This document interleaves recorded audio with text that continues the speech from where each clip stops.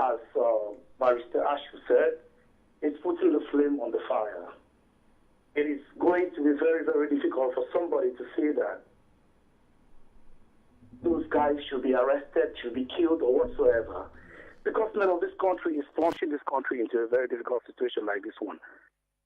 And you like it or you don't like it, we have to go down to a real political talk for the betterment of this nation. I am calling from Mile 16. Yesterday it was very horrible. The guys of the Ambazonian Defense Force, they stormed the town saying that people are not supposed to be enjoying, to be drinking while they are there in the forest. And they have warned other people, people that are selling at the level of the bar, they have actually warned them not to sell Brazzaville's product again.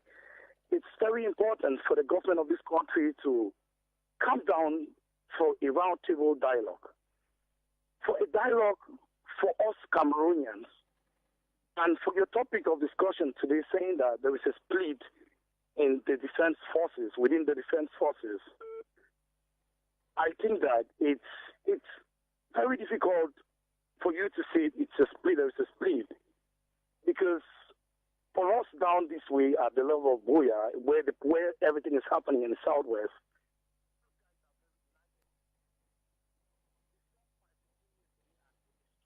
that caller. We've lost him. Is there another caller, Guy? Yes. Nous avons encore quelques appelants au standard. Vous êtes nombreux d'ailleurs, mais nous n'en prendrons que quelques-uns, oui. Bonsoir. Okay, good evening to you, sir. Please tell us who you are, and then you tell us where you are calling from too, and then you go ahead with your contribution. Yes, I'm Hansen. I'm calling from Banenda in Cameroon.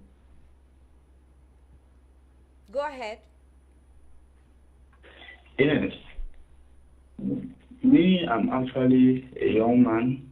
We've grown up here in Cameroon and actually in the West.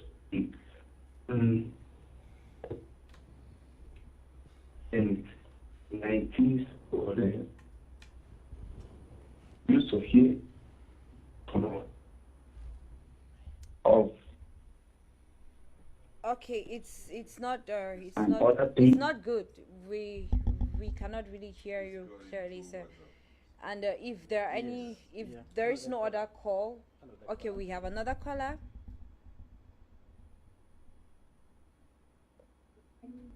Please go ahead, sir. Hello. You're already on air. Go ahead with your contribution.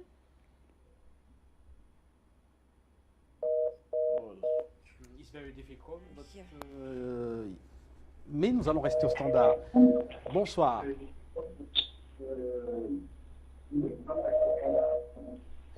Yes, good evening. Good evening to you, sir. Please reduce the volume on your TV set so we hear you clearly. Thank you.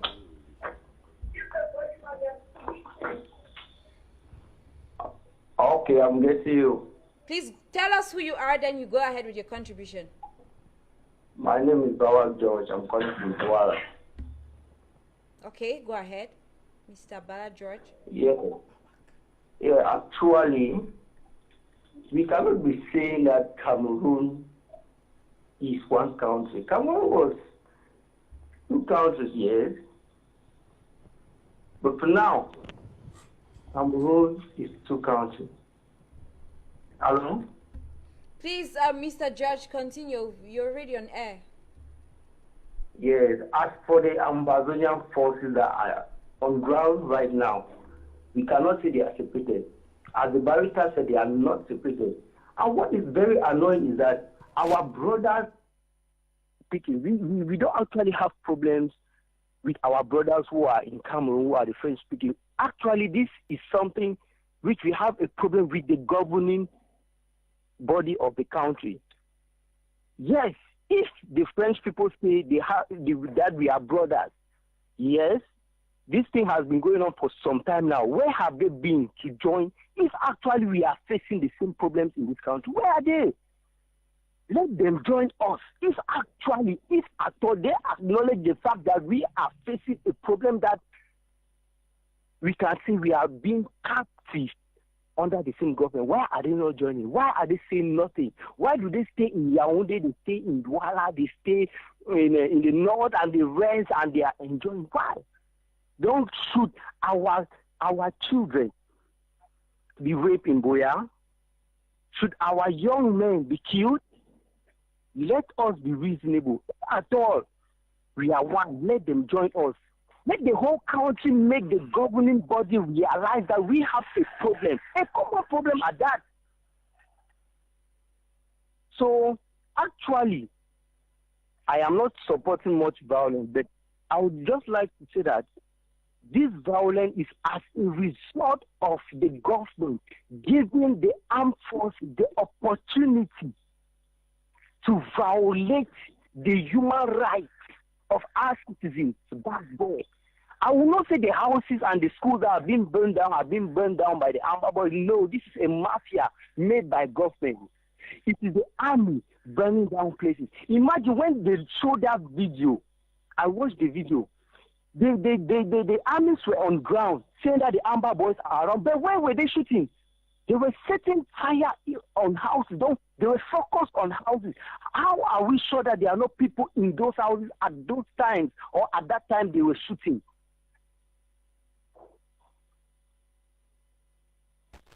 Okay. Normally. Oui. Okay, thank you very much, Mr. George Guy. I don't know if there are more. Yes, more callers. Yeah. Is there another caller? Another caller, yes. Okay, thank you for joining us. Oui, bonsoir Afrique Média. Bonsoir, bienvenue à l'antenne. Bonsoir. Ok, j'appelle depuis Douala. Bon, déjà, c'est pour dire que nous condamnons fermement ce qui se passe dans la région du Nord-Ouest. Parce que quoi qu'on dise, c'est pas avec les armes qu'on résout les problèmes. Bon, nous suivons cette actualité depuis. Bon, et certains journalistes au Cameroun ont parlé depuis avant qu'il y a des rébellions qui se préparent aux frontières du Cameroun. Et je me rappelle, il y a un correspondant de RFI à langue Haoussa qui a même été arrêté. Dans son ordinateur, il y avait une carte du Cameroun encerclée par des Kalachnikovs. Bon, ça, c'est un complot depuis. Et ce qu'on nous montre là, on voit des jeunes drogués. Et vraiment, c'est dommage. Parce que même le débat qu'on fait là, ils n'écoutent pas, hein, ça c'est des drogués. Et je veux aussi signaler quelque chose au niveau des hommes politiques. Les hommes politiques, certains n'informent pas, ils sont dans la désinformation. Parce que pour leurs intérêts personnels, quand il y a une situation, certains n'analysent pas sereinement. Ils veulent profiter du désordre pour arriver au palais. Et je me dis, c'est pas bon pour certains hommes politiques. Ils doivent vraiment analyser la situation sereinement. Et quoi qu'on dise, c'est pas dans le sang des Camerounais que les problèmes se résolvent. Bon, heureusement qu'il y a Maître Momo et certains qui ont signalé, parce que les anglophones, certains, hein, c'est pas tous, l'histoire pour eux, c'est à partir de l'anglais et du français. Or, on a même signalé que pourquoi on ne parle pas avant les Allemands? Et avant même que les Allemands arrivent, le Cameroun était là. Donc, l'histoire, ça peut être au début. Bon, ce que je peux dire, on ne souhaite pas le sang qui coule, mais parfois, après la guerre, l'ONU a été créée après 1945, hein, parce qu'après, on regarde les conséquences et on dit plus jamais ça. Nous espérons que ce qui s'est passé dans ces régions, ça va servir de leçon pour que plus jamais on ne parle du sang au Cameroun. Ok, merci. Merci à vous pour votre contribution, Gina. On va encore prendre un appelant et puis on reviendra sur le plateau. Et Maître Achou répondra bien évidemment aux questions qui lui ont été posées. Bonsoir. Bonsoir. Bonsoir. Allô? Bonsoir, bienvenue à l'antenne. Bonsoir. Yes, I'm Martin calling from... Hello? Yes, Martin, please go ahead. Tell us where you're calling from and then your contribution.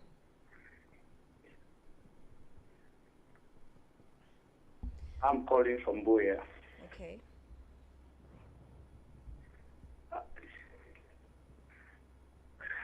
What I want to see here is that we should stop chasing the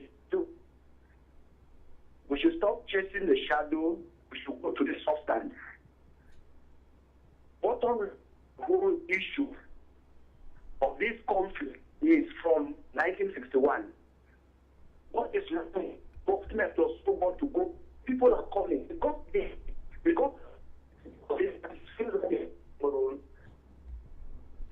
people are suffering, dying, and rich.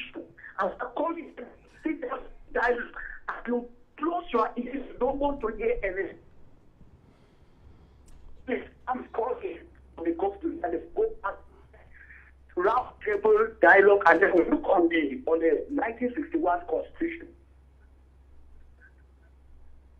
If we do that, we'll be able to move forward. People like all go into solution.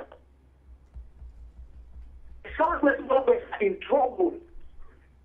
Francophone brothers feel against English and French. No. We have a proper constitution. We have a problem that what was agreed of the road. Two persons sat together and agreed on what had to be done. And one person decided to remove the name of another person. So this is what the trouble is. Let us go back to that round table. Let us go back to the dialogue that the Cameroonians are calling for. And then we'll see the way forward. And above all, I'm praying that this country will look unto Jesus, love the Lord, and things are happening. Darkness is seen over this nation. Can Cameroon move back to the Lord? We used to stand up for the land of glory in a bloody land. And we move back to Jesus.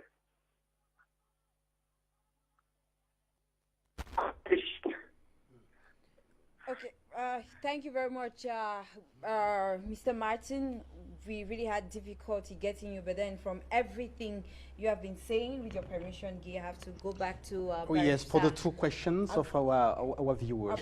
Barrister Agbaashu, I have certain questions. So many things have been raised. Of course, it's the problem of constitution. It's the problem of colonialism. Now, it goes back to Metro Momo as well. Everything that I've been saying stemmed actually from his presentation. He was talking about the fact that it is more of a colonial problem, and should we probably leave everything aside? What do you think? What should we be looking at during this crisis? Colonialism dating back to the days of the Germans, or the constitution that was changed in the 1960s, probably decades ago? Yeah, like the last caller just said, we should go to the real issues and stop chasing shadows.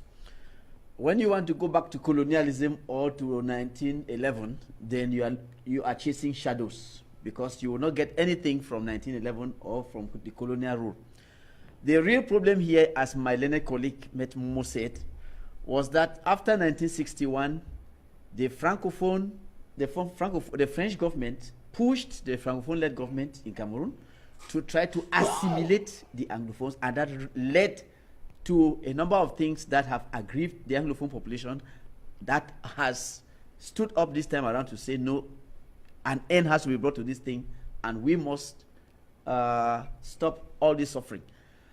We should address ourselves to the real issues that are plaguing this country today, and forget about a colonial past that has no impetus on whatever is happening. If we are going to colonialism, what are we going to get from there? French or English? That is not the problem. On this panel, we speak French or English, we all understand ourselves. The real problem is what happened in 1961. What happened in 1972? What has happened till today? And one of our viewers have, two questions. The first question was to know what can we do with those children that are, Francophones and are studying in English, and those ones that are from the Northwest and Southwest and are speaking French. And you have one right in front of you here. I am the prototype of the citizen. Cameroonian citizen that the state wanted.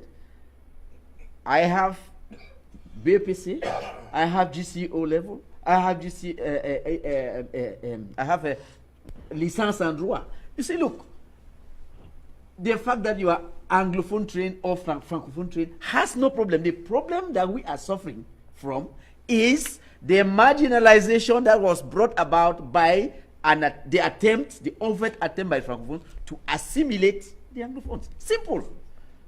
Now that we accept that that is a problem, then let's sit on the table and write what went wrong in 1961. It's as simple as that. When you go to the market, when your wife goes to the market, does she have a problem buying anything from an Anglophone? Or does a Francophone who is selling anything to an Anglophone have any problem? We should not look for problems where they don't exist. The real problem here is that our leaders took the wrong option, and the population is now aware that what was on the table, what was done by the leaders, is bad. One of the callers said it. We have these people in Yaoundé. Our problem is not with the Francophones. Our problem is with the government. The government is using the wrong option. It is not only the Anglophone crisis. Francophone teachers in Yaoundé went on strike, took to the street. What happened to them? They were arrested and trashed and put in the cells. You see, this government has this bad habit of always answering to people's demands with violence. You see, that's the trouble. And it is that violence that has led to what we are living today. Yes. So the answer, as I would say, what do you do with the children, the Francophone children who have studied English, and the Anglophone children who have studied French? We don't have any problem. The number one language in the world is English. Number one.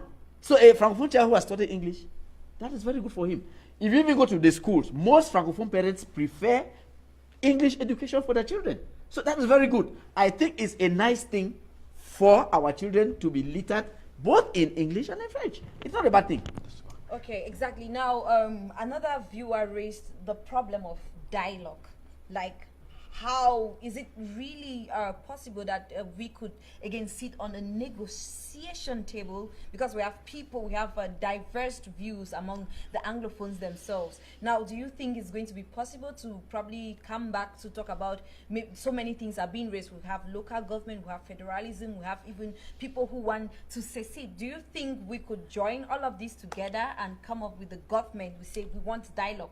All of these different. I think that question should not be asked in Cameroon, because this country has already had that type of dialogue before. The tripartite talks.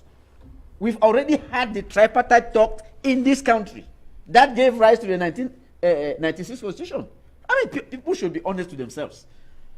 The Anglophone problem does not have only one answer. You have so many shares of opinion. They are the people who are supporting the restoration of the state of Southern Cameroon. There are others who say, no, we want federation. There are others who say, we want a unitary state. Now, put everybody on the table. You see, look, there's something very important. Is dialogue possible today? If the government in Yaoundé wants dialogue, that dialogue will be possible. And let me tell you, you can have no dialogue if all the sons and daughters of this country are not on the table. So we are going to follow. Let me finish, sir. Okay. If you keep Ayuk Tabe in the prison and send him to court that you're going to try him, you don't release all those people who have been arrested because of this thing, and you think that you can have dialogue, you're wasting your time. Alors on va poursuivre avec votre permission, Gina Sando, on va poursuivre sur cette voie du dialogue comme étant une solution, ou peut-être pas une solution de sortie de crise. Et je vous relance immédiatement, Simon Yefou, vous êtes très en retard dans le débat. Est-ce que négocier avec ces différents groupes armés n'est pas ici une façon de les légitimer et de transformer la situation en un scénario à l'ivoirienne, avec Guillaume Soro à l'époque, oui? Je dirais, Guy, que la finalité, ce sera la négociation. Même quand on gagne la guerre, ou bien quand on la perd, on dit souvent que personne ne gagne, personne ne perd une guerre, parce que tous, ils laissent des plumes. Tout finit toujours autour d'une table. J'ai toujours eu à le dire chaque fois que je suis invité sur ce plateau, que l'armée camerounaise, qui a les moyens de mettre fin à cette guerre, parce que il y a eu déjà, j'ai signalé qu'il y a eu dans l'histoire des régions du Cameroun où il y avait la guerre, mais l'armée à l'époque a utilisé des méthodes expéditives allant jusqu'à faire des bombardements aériens, ainsi de suite. Personne ne souhaitait cela. Et c'est pour cela qu'actuellement l'armée marche comme sur des œufs, pour qu'on ne dise pas qu'on assiste à un génocide d'une population. Donc pour revenir au dialogue, l'armée doit manier avec beaucoup de dextérité la carotte et le bâton. La carotte, ça veut dire tendre la main aux égarés. Il y a beaucoup d'égarés, c'est-à-dire ces jeunes-là, même ces images qu'on a montrées, personne ne peut me prouver que tous ceux qui ont été montrés sur les images-là ont pris les armes de gaieté de cœur. Beaucoup ont été enrôlés par la force. Vous parlez de ceux du bataillon d'intervention bien rapide sûr, ou bien de... Non, je dis oui. le maréchal qui fait sa propagande là.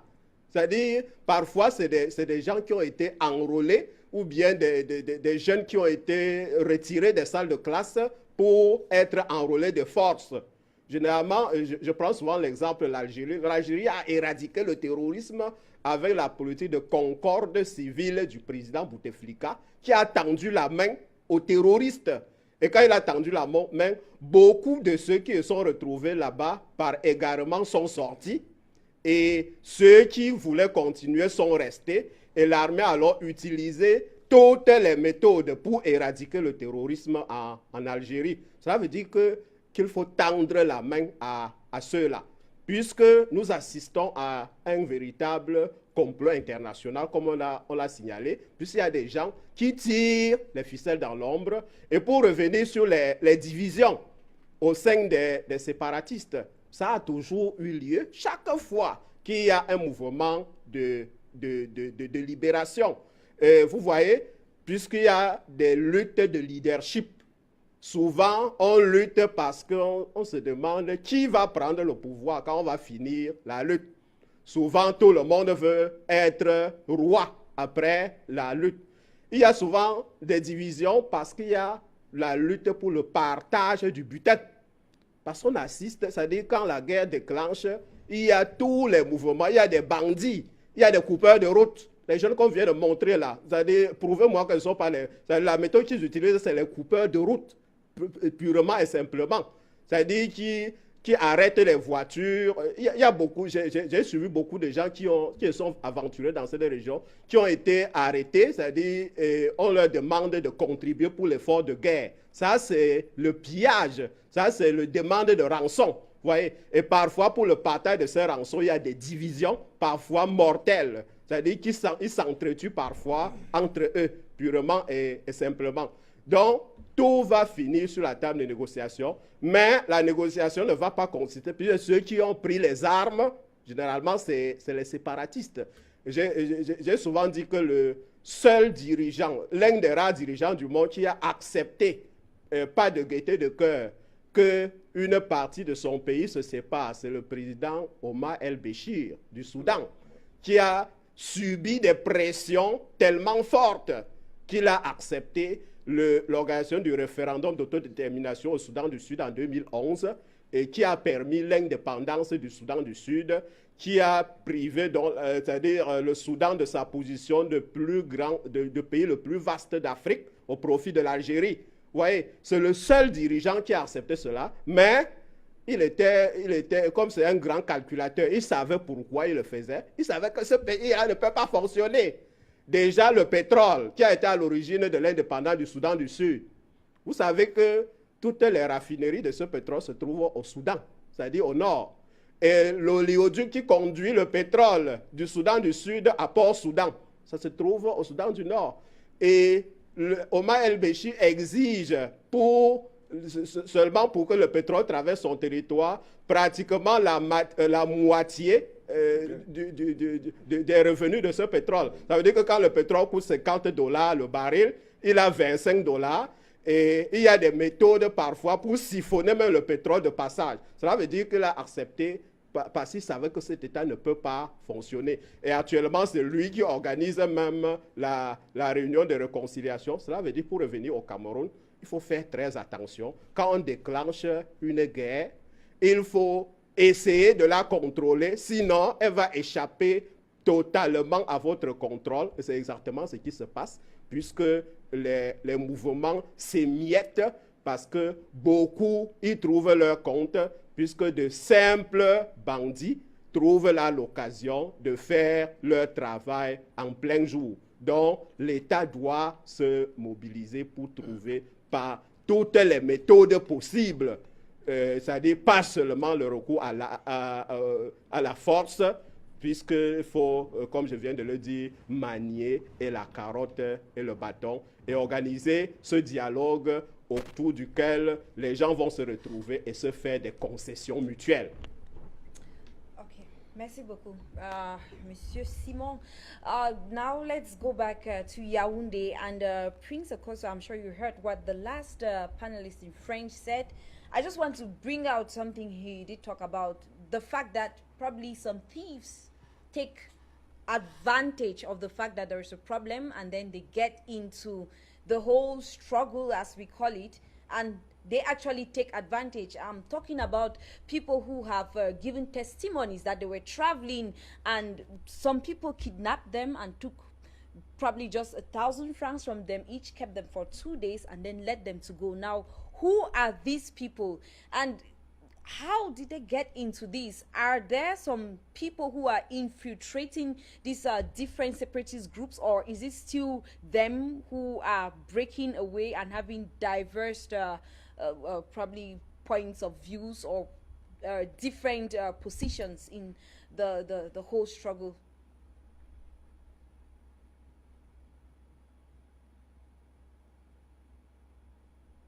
Gina, thank you once again, and I'm pleased to come back to you to answer the various questions that you've asked.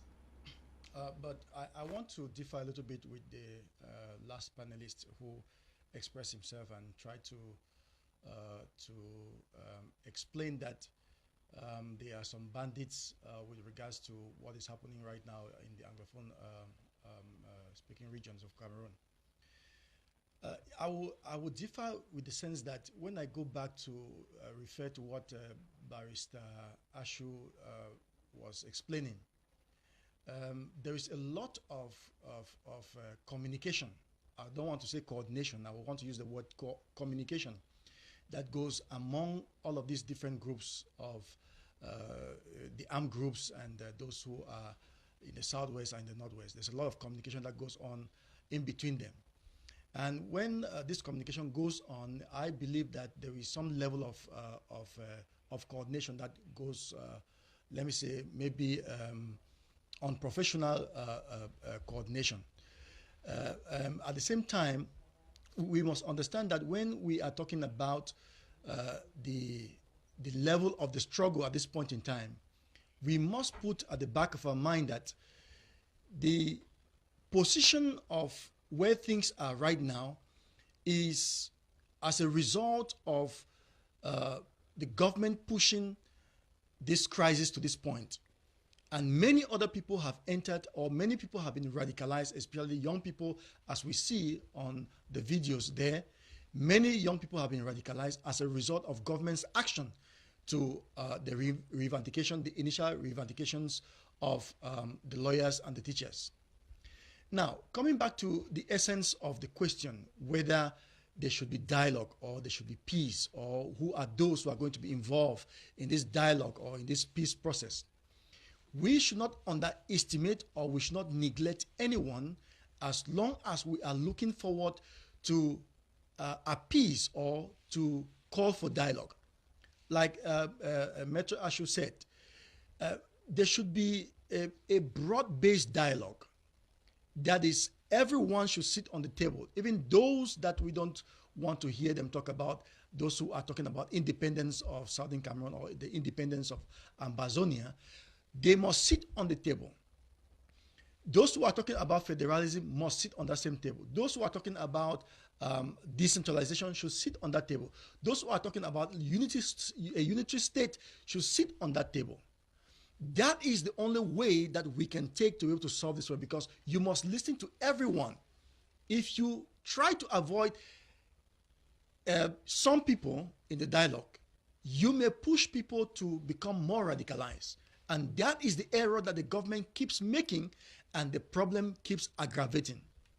So there is need for dialogue. There is need for dialogue, and that dialogue should come as soon as possible. As I earlier mentioned, we have made suggestions and written to the government of Yaoundé severally. We have made we have provided certain guidelines on what can be done for this dialogue to take place. But it will appear the government of Yaoundé has actually stuck their ears with cottons. It's rather unfortunate. But that is the only thing that can happen at this point in time. And that is where this country can come out from this quagmire where we find ourselves at this point in time. The country is going through a lot of pain. When we look at the economic loss that the country is going through, you don't want me to tell you. Cameroon is going through a lot of problems.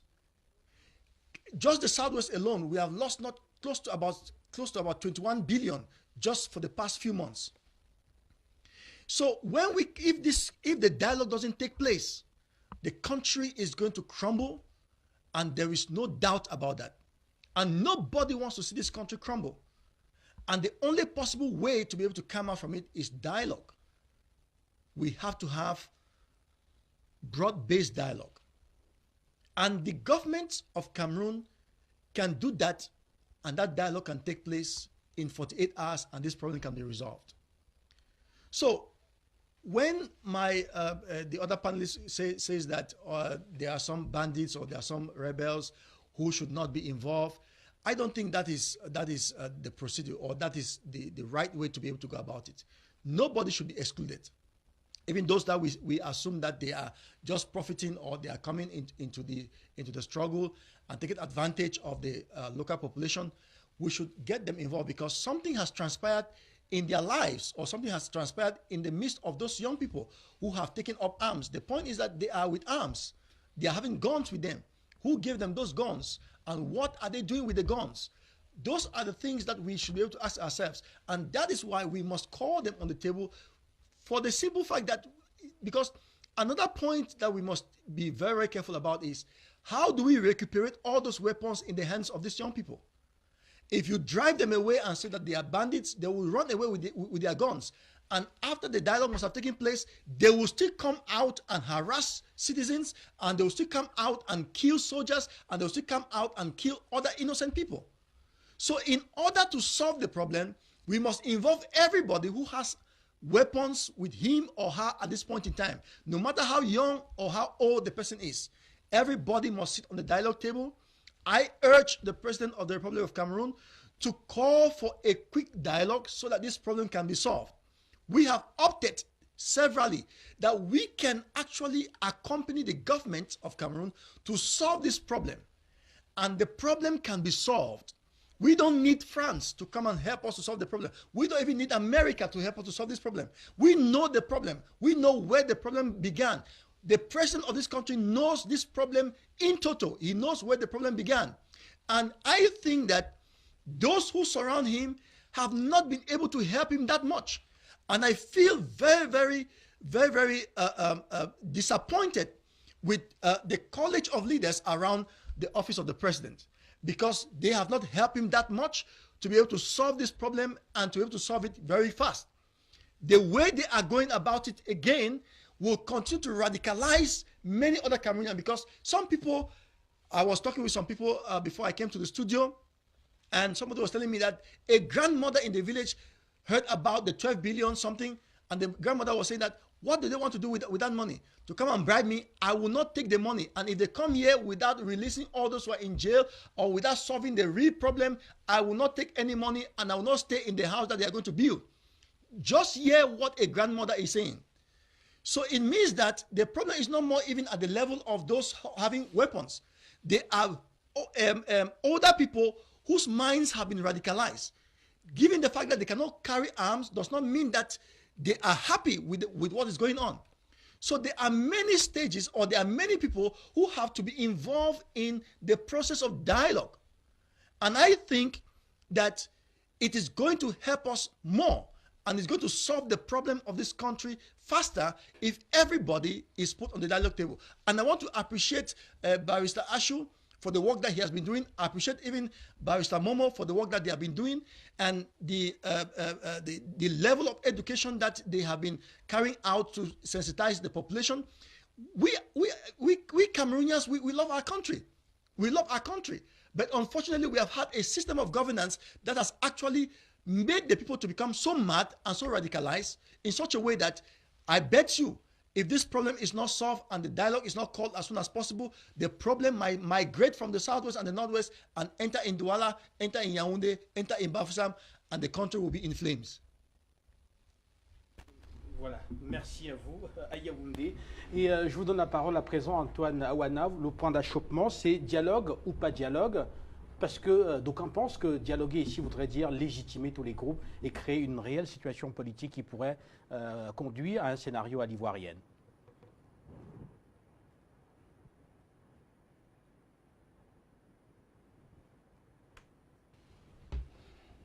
Merci, M. Guy Fondop. Je vais vous dire une chose. Le chargé de la communication est porte-parole